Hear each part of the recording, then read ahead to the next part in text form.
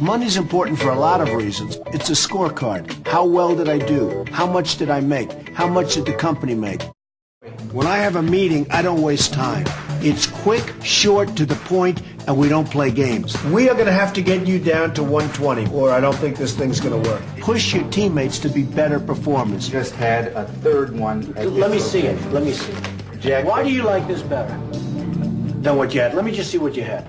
Just keep pushing them, pushing them. You don't want to drive them over the edge, but push them as far as you can. All right, good. Now let's you and I come into the office. There's only so many hours in the day. The quicker you are, the more you can get done. But you have to be able to separate yourself. The fact is, you need to separate yourself from the pack. I mean, the pack is the pack for a reason. That's why they're in the pack. Absolutely. It's a terrible expression. And there's nothing wrong with it. I mean, you know, they can be happier than you and I, perhaps, okay? But the fact is, you have to be able to separate yourself from the pack. You know, there's a story that my father told, and he thought it was a great, funny story. I didn't. And it was about a man who wanted to start a cola company. And he started it, and he called it 3-Up.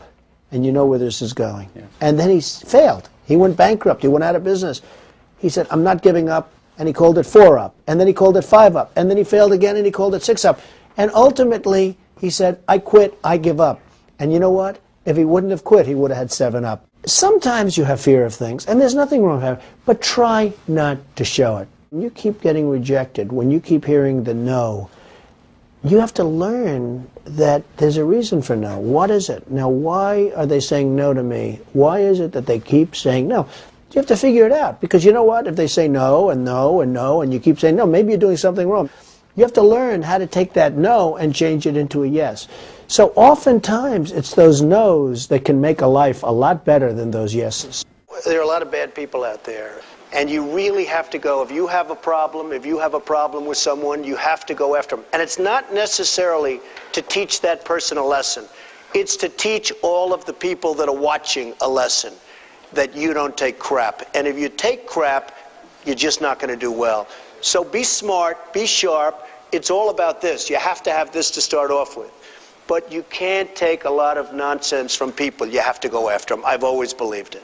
But being an entrepreneur is a special talent. Because I really have a theory that some people are not destined to make a lot of money, and that's fine, and they can be very happy. In fact, they can be much happier by not. Those people shouldn't be, because they'll ruin their lives. I mean, they'll go and they'll put up their house, and they'll mortgage their cars and everything else they own, and they'll go into business, and they shouldn't necessarily be in business. Not everybody is meant to be a business person. You have to be able to size up your opponent. I call them an opponent because when they're on the other side of the table, that's what they are. They're an opponent. If you can't do that, then it's called get a job. I don't know if you know any golfers in the room, but Gary Player was a very small guy as an individual, and yet he was a great golf champion.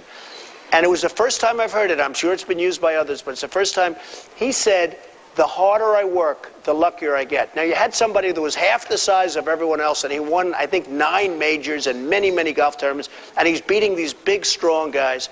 He would work from early morning till late night, exercising and push-ups and hitting golf balls. Yeah. And he said that expression, the harder I work. He won the U.S. Open, and they interviewed him. And he won by 1 stroke. He had an unbelievable shot at the end, and he said, the harder I work, the luckier I get. I've never forgotten that. That was many years ago.